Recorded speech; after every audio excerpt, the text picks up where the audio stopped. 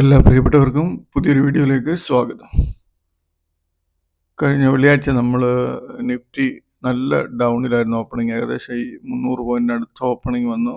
അതിനുശേഷം ഇവിടെ നോക്കിയാൽ അറിയാം, നിഫ്റ്റിയുടെ ഫസ്റ്റ് ക്യാൻഡിൽ ഓപ്പണിംഗ് ഇവിടെ വന്നു, കുറച്ച് താഴോട്ട് വന്നു. അതിനുശേഷം പിന്നെ വൺ സൈഡ് കയറ്റമായിരുന്നു. ആ ഒരു ക്യാൻഡിൽ കയറി പ്രീവിയസ് ഡേ ലോയുടെ അവിടോട്ട് വന്ന് ടച്ച് ചെയ്തു. അതിനുശേഷം വീണ്ടും കുത്തനെ ഇറങ്ങി. അതിനുശേഷം ഇവിടെ നോക്കിയാൽ അറിയാം, പിന്നീട് ഒരു സൈഡ് വൈസ് മൂവ്മെൻറ്റ്, വലിയ മൂവ്മെൻ്റ് ഒന്നും കാണിച്ചിട്ടില്ല. എന്നാൽ ഈ ലോയുടെ അടുത്ത് സപ്പോർട്ട് എടുക്കുന്നുണ്ടായിരുന്നു. അപ്പോൾ ഇപ്പോഴത്തെ മാർക്കറ്റ് കണ്ടീഷൻ എന്ന് പറയുന്നത് ഇന്ത്യ പാകിസ്ഥാൻ്റെ ആ ഒരു പ്രോബ്ലത്തിൽ കൺഫ്യൂഷനാണ് മാർക്കറ്റിൽ. ഇപ്പോൾ കുറേ ദിവസമായിട്ട് FIs ബൈങ് ആയിരുന്നു. കഴിഞ്ഞ ദിവസം അവർ സെല്ല് ചെയ്തിട്ടുണ്ട്. അപ്പോൾ അവരുടെ ഡാറ്റാസ് നമ്മൾ ശ്രദ്ധിക്കണം. വരും ദിവസങ്ങളിൽ ഇപ്പോഴത്തെ ഈ ഒരു ഇന്ത്യയും പാകിസ്ഥാനും തമ്മിലുള്ള ആ ഒരു ചെറിയ യുദ്ധത്തിൻ്റെ ഈ തീവ്രതയുടെ അനുസരിച്ചിരിക്കും മാർക്കറ്റിൻ്റെ പോക്ക്. എന്നാലും നമ്മൾ വേൾഡ് മാർക്കറ്റൊക്കെ നല്ല രീതിയിൽ കയറി പോയിട്ടുണ്ടായിരുന്നു. നമ്മുടെ മാർക്കറ്റ് മാത്രമേ ഉള്ളായിരുന്നു ഡൗണിലുള്ളത്. അപ്പോൾ നമ്മൾ ഇൻ്റർനാഷണൽ ന്യൂസുകളിലൊക്കെ നോക്കുകയാണെങ്കിൽ വലിയ നമ്മുടെ ഇന്ത്യ പാകിസ്ഥാൻ്റെ ഈ ഒരു വലിയ ന്യൂസായിട്ടൊന്നും അവരുടെ കൊടുക്കുന്നത് കാണുന്നില്ല. നമ്മുടെ ഇവിടെ ലോക്കലിൽ, ഇവിടെ ആണെങ്കിലും പാകിസ്ഥാനിലാണെങ്കിലും അവിടെ ആൾക്കാർ അങ്ങോട്ടും ഇങ്ങോട്ടും ഇഷ്ടം പോലെ എന്താണ് പറയുന്നത്, ഈ ഒറിജിനൽ വീഡിയോസ് അല്ല, പഴയ വീഡിയോസും അതും ഇതൊക്കെ ഇട്ട് ഇതാണെന്നൊക്കെ പറഞ്ഞ് കാണിക്കുന്നുണ്ട്. പക്ഷെങ്കിൽ നമ്മൾ നല്ല രീതിയിൽ നമ്മൾ ഒരു നിഷ്പക്ഷമായിട്ടൊക്കെ നോക്കുവാണെങ്കിൽ നമുക്കറിയാം മാർക്കറ്റിൽ നല്ല രീതിയിൽ പ്രശ്നം വരാൻ സാധ്യതയുണ്ട് ഈ വരും ദിവസങ്ങളിൽ. ഇത് നീണ്ടു നിൽക്കും തോറും മാർക്കറ്റിന് അത് ഗുണമാകത്തില്ല. അപ്പോൾ രണ്ട് സൈഡിലും നാശനഷ്ടങ്ങളുണ്ടാകും.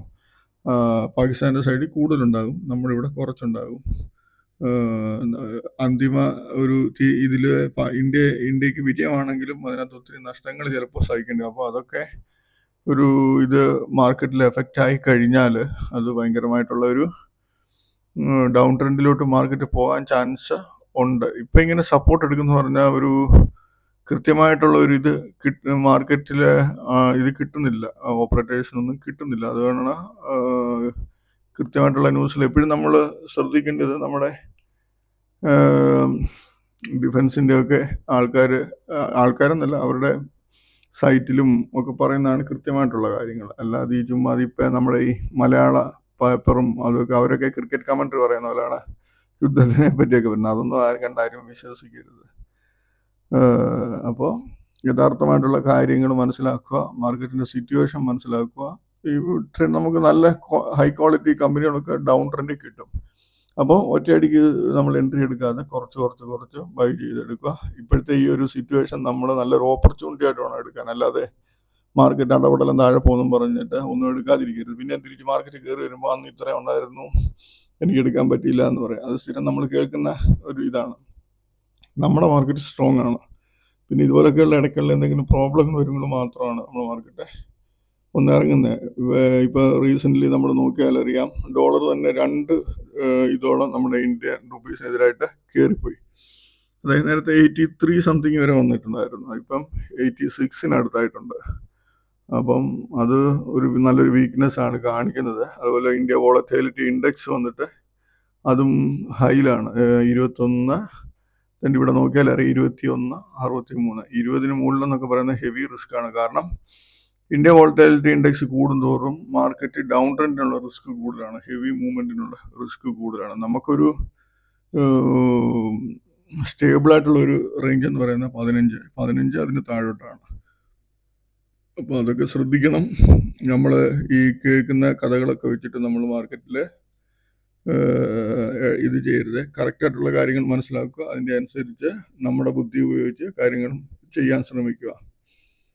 ഓക്കെ, അപ്പോൾ നമ്മൾ കഴിഞ്ഞ ദിവസം നമ്മൾ എടുത്തിരുന്ന ഷെയറുകളാണ് ഇത്രയും മാർക്കറ്റ് ഡൗൺ ഓപ്പണിംഗ് ആയിട്ട് പോലും നമുക്ക് ഈ ഇത്രയും ഷെയർസ്, അതൊരു 3-4 ഷെയർ നല്ല ചാൻസ് ഉണ്ട്. ഇപ്പോൾ ഗിന്നി ഫിലമെന്റ് നമുക്ക് നോക്കാമെങ്കിൽ ഇവിടെ ഓപ്പണിങ്ങിൽ നമുക്കറിയാം, ഡൗൺ ഓപ്പണിംഗ് വന്ന് ഫസ്റ്റ് ക്യാൻഡിൽ, അതിനുശേഷം അത് ഇതിൻ്റെ സ്ട്രെങ്ത് കൊണ്ട് നേരെ പ്രീവിയസ് ഡേ ഹൈ അടിച്ചു, R1 അടിച്ചു, R2 അടിച്ചു.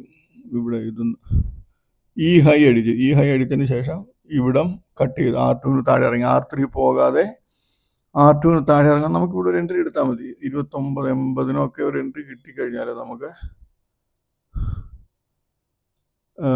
29.80 കിട്ടിയാൽ നമുക്ക് 28 ഇത്രയും ചെറിയ ഷെയറിനകത്ത് പോലും ഒരു 1.25 രൂപയ്ക്ക് എടുത്താൽ പെട്ടെന്ന് തന്നെ പ്രോഫിറ്റ് കിട്ടുന്നു. അതിനുശേഷം ലാസ്റ്റിലോട്ട് വരുമ്പോൾ അത് 26 നല്ല ഹ്യൂജ് പ്രോഫിറ്റ് എടുക്കാൻ പറ്റുമായിരുന്നു ഷെയറിനകത്ത്. അതുപോലെ ശ്രീ പിസ്റ്റൺ എന്ന് പറയുന്ന ഷെയർ ഇവിടെ നോക്കിയാൽ നമുക്കറിയാം. ശ്രീ പിസ്റ്റൺ ഡൗൺ ഓപ്പണിംഗ് വന്നു, അത് CPRA സപ്പോർട്ട് എടുത്തു, നേരെ പോയി പ്രീവിയസ് ഡേ ഹൈ അടിച്ച് ഇവിടെ ഒരു എൻട്രി 2174 എൻട്രി കൊടുത്തു. ഇതുപോലുള്ള മൂവ്മെന്റ് വരുന്ന ഷെയർസിനകത്ത് നോക്കി, അതാണ് നമ്മൾ ആൾക്കാർ പെട്ടുപോകുന്ന മൂവ്മെന്റ്. പക്ഷേ ഇതിനകത്തെല്ലാം നമുക്ക് പ്രോഫിറ്റ് ഉണ്ട്. നമ്മൾ കൃത്യമായി സ്റ്റോപ്പ് ലോസ് വെച്ച് കളിക്കുകയാണെങ്കിൽ നമുക്ക് നല്ല പ്രോഫിറ്റ് എടുക്കാൻ പറ്റും. ഇവിടെ നമ്മൾ നോക്കിയാൽ മതി, ഇവിടെ പ്രീവിയസ് ഡേ ഹൈ അടിച്ചു. നമ്മുടെ first chance previous day high അടിച്ചിട്ട് ഇറങ്ങണമെന്നാണ്. അവിടെ നോക്കുമ്പോൾ ഇവിടെ അടിച്ചിട്ട് ഇറങ്ങി. നമ്മളിവിടെ 2170 അല്ലെ 68 ഒക്കെ എൻട്രി എടുത്താൽ നമുക്ക് നോക്കി രണ്ടാം ക്യാൻഡിൽ തന്നെ 2112 വരെ വന്നു. അതായത് നമുക്ക് ഒരു എത്രയാണ്, ഒരു 70 രൂപയ്ക്ക് അടുത്ത് പ്രോഫിറ്റ്, 60 സംതിങ് പ്രോഫിറ്റ് പെട്ടെന്ന് തന്നെ കിട്ടുന്നുണ്ട്. അതിനുശേഷം അത് പോയി വീണ്ടും പോയി ഈ ഹൈ അടിച്ചു കഴിയുമ്പോൾ നമ്മൾ നോക്കേണ്ടത് എന്ത്, അടുത്ത ലെവലിൽ പോകുന്ന നോക്കുക, അതല്ല തിരിച്ച് താഴെ ഇറങ്ങാൻ നോക്കുക. ഇത് അടുത്ത ലെവലിൽ പോയിട്ട് തിരിച്ചിറങ്ങി, അടുത്ത ലെവലിൽ പോയിട്ട് ഇവിടെ ഇറങ്ങി 2210 റേഞ്ച് നമ്മൾ ഒരു എൻട്രി എടുത്താൽ നമുക്ക് ഇവിടെ നമുക്ക് ഒരു 20 രൂപ പ്രോഫിറ്റ് വരുന്നുണ്ട്. അത് ബുക്ക് ചെയ്യാതെ ഇവിടെ സ്റ്റോപ്പ് ലോസ് ഇട്ടവർക്കാണെങ്കിൽ ഇത് സ്റ്റോപ്പ് ലോസ് പോകും. പക്ഷേങ്കിൽ 20 രൂപ മോശമല്ല, നല്ല പ്രോഫിറ്റാണ്. അത് ബുക്ക് ചെയ്തിട്ട് തിരിച്ച് ഇത് ഹൈ അടിക്കുമ്പോൾ നമ്മൾ നോക്കുക, അടുത്ത ലെവലിൽ പോകുന്ന നോക്കുക, നേരെ പോയി അടുത്ത ലെവലിൽ പോയില്ല.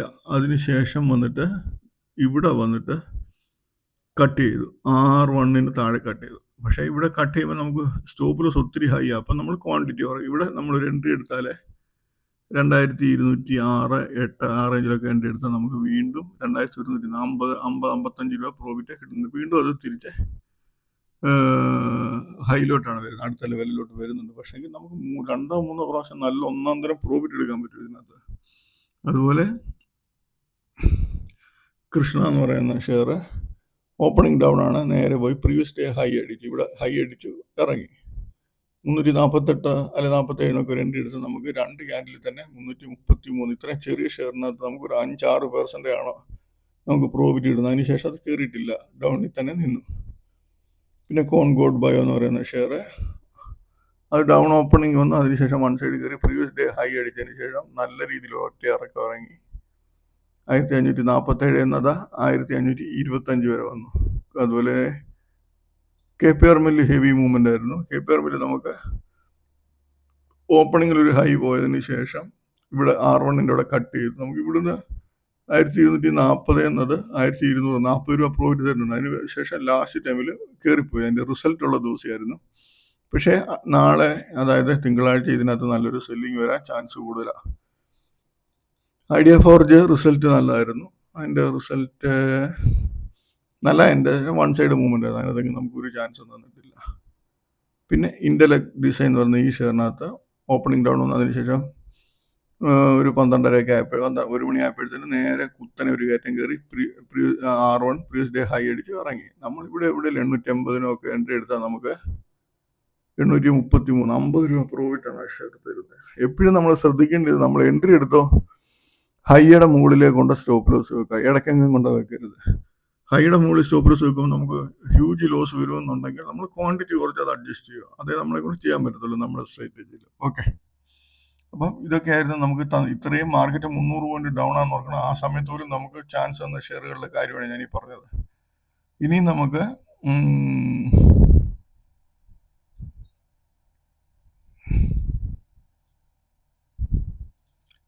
നാളത്തേന്, തിങ്കളാഴ്ചത്തേന് നമ്മൾ എടുത്തു വെച്ചേക്കുന്ന ഷെയറുകളാണ്. ഈ ഐഡിയ ഫോർജ് ശ്രദ്ധിക്കുക, ഓപ്പണിംഗ് എന്നൊരു ഹൈ ഓപ്പണിംഗ് വരുമ്പോൾ, അതായത് ഈ R1 ഒക്കെ വന്നാൽ ചിലപ്പോൾ ഒരു നല്ലൊരു സെല്ലിങ് വരാം.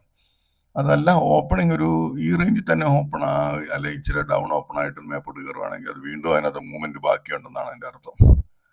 അപ്പോൾ പക്ഷെങ്കിൽ നമുക്ക് പ്രൊഡക്റ്റീവ് ചാനൽ വെച്ചിട്ടോ അതല്ല CPRന്റെ ഈ ലെവലുകൾ വെച്ചിട്ടോ നമുക്ക് ചാൻസ് കിട്ടുവാണെങ്കിൽ എൻട്രി ചെയ്യുന്നതിന് കുഴപ്പമൊന്നുമില്ല. പ്രീമിയർ എക്സ്പ്ലോഷൻ എന്ന് പറഞ്ഞ ഷെയർ, ഇതും ഈ R1 ലെവൽ പോയിട്ട് ഇറങ്ങുവാണെങ്കിൽ നല്ല ചാൻസ് കിട്ടാൻ സാധ്യതയുണ്ട്. മയൂർ യൂണിക്കു, അതും വന്നിട്ട് ഹൈയെ R1 റേഞ്ചിൽ നിന്ന് ചാൻസ് കിട്ടുവാണെങ്കിൽ നമുക്ക് എടുക്കാം. വരുവാണെങ്കിൽ എടുക്കുക. നിങ്ങൾ തന്നെ നോക്കിയെടുക്കുക. പ്ലാറ്റിനം ഇൻഡസ്ട്രീസ് എന്ന ഈ ഷെയർ ക്ലോസിങ് 59. അതായത് ഈ ഹൈ R1 റേഞ്ചിൽ നിന്ന് നമുക്ക് ചാൻസ് കിട്ടാൻ സാധ്യതയുണ്ട്. അപ്പോളോ ഇത് അതും ഹൈയും R1ഉം റേഞ്ചിൽ കിട്ടുവാണെങ്കിൽ നല്ല ചാൻസ് ആയിരിക്കും. ഈ ബോറോറിന്യൂ എന്ന് പറയുന്ന ഷെയർ തിങ്കളാഴ്ച തന്നെ റിസൾട്ട് ഉണ്ട്. റിസൾട്ട് വരുന്ന കഴിയുമ്പോൾ ചിലപ്പോൾ ഹൈ ഓപ്പണിങ്ങിൽ നിന്നാലും ഇത് 10% ഷെയർ. അപ്പോൾ അതിനകത്ത് ശ്രദ്ധിക്കുക. ലെവൽ കട്ടിയാണെങ്കിൽ നമ്മൾ ക്വാണ്ടിറ്റി അടിക്കരുത്. KPR മില്ല് എനിക്ക് തോന്നുന്നത് നാളെ ചിലപ്പോൾ ഇതിനകത്ത് ചാൻസ് എങ്ങനെ, ഇത് ഓൾറെഡി ഒരു ലാസ്റ്റ് ടൈം മൂവ്മെൻ്റ് ആണ് ഈ ഷെയറിനകത്ത് വന്നിരിക്കുന്നത്. അപ്പോൾ ചിലപ്പോൾ ഈ ഹൈ ഒന്നും അടിക്കാതെ തന്നെ ഇറങ്ങി വരാൻ ചാൻസ് കൂടുതലാണ്. എന്തായാലും നോക്കുക, പ്രൊഡിക്റ്റീവ് ചാനൽ യൂസ് ചെയ്തിട്ട് ചാൻസ് കിട്ടുവാണെങ്കിൽ എടുക്കുക. DCXനകത്ത് 300 പോയിട്ട് 296 അടിക്കുകയാണെങ്കിൽ ചാൻസ് എടുക്കുക. അതല്ല R1 പോയിട്ട് വരികയാണെങ്കിൽ ആ റേഞ്ചിൽ നമുക്ക് ചാൻസ് കിട്ടും. പാരസ് ഡിഫൻസ് R1 R2 റേഞ്ചിൽ നിന്ന് ചാൻസ് കിട്ടുമെന്ന് നോക്കുക. വെൽസ്പൺ ഈ ഹൈ അടിച്ചിട്ട് ഇറങ്ങുവാണെങ്കിലും ചാൻസ് കിട്ടുമെന്ന് തോന്നുന്നു, നോക്കുക. അത് ഈ മനോരമ ഇൻഡസ്ട്രീസ് എന്ന് പറഞ്ഞാൽ ഞാൻ എടുത്തിട്ടെങ്കിലും അതിനകത്ത് നിങ്ങൾ സൂക്ഷിച്ചേ ചെയ്യാവൂ. ഹെവി മൂവ്മെൻ്റ് ഉള്ള ഷെയർ. അപ്പോൾ അതിനകത്ത് ഹെവി മൂവ്മെൻ്റ് എന്ന് ഹെവി മൂവ്മെൻ്റ് എന്ന് പലർക്കും അറിയത്തില്ല. ഹെവി മൂവ്മെൻ്റ് നമ്മൾ ഉദ്ദേശിക്കുന്നത് ഇപ്പോൾ ഒരു ഷെയർ ഇപ്പോൾ ഇത് 1290 ഓപ്പണിങ്ങിൽ തന്നെ പെട്ടെന്ന് ഒരു സെക്കൻഡ് കൊണ്ടും 5-6 രൂപ പെട്ടെന്ന് ജമ്പ് ചെയ്ത് മുകളിലോട്ടും താഴോട്ടും പോകുന്നുണ്ട്. അതാണ് ഹെവി മൂവ്മെൻ്റ്. അല്ലാതെ 300 301 അങ്ങനെ കയറി പോകുന്നതല്ല ഹെവി മൂവ്മെൻ്റ് എന്ന് പറയുന്നത്. ഒരു ഹെവി മൂവ്മെൻ്റ് നടക്കുമ്പോൾ അതിൻ്റെ അർത്ഥം അവിടെ ആൾക്കാർക്കിട്ട് പണി കൊടുക്കുകയെന്നാണ് അതിൻ്റെ അർത്ഥം. അപ്പോൾ അവിടെ അധികം നമ്മൾ ചെയ്യാതിരിക്കുക.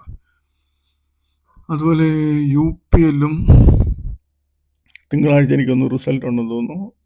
ചിലപ്പോൾ ഓപ്പണിങ്ങിലൊക്കെ ഒരു നല്ല ഹൈ മൂവ്മെൻറ്റ് വന്നാൽ സെല്ലിങ് വരാം. അതിനകത്ത് റെഡിങ്ടണും നല്ല മൂവ്മെൻ്റ് ഉണ്ട്. ഹൈ R1 റേഞ്ചിൽ നിന്നൊക്കെ നമുക്ക് ചാൻസ് കിട്ടും.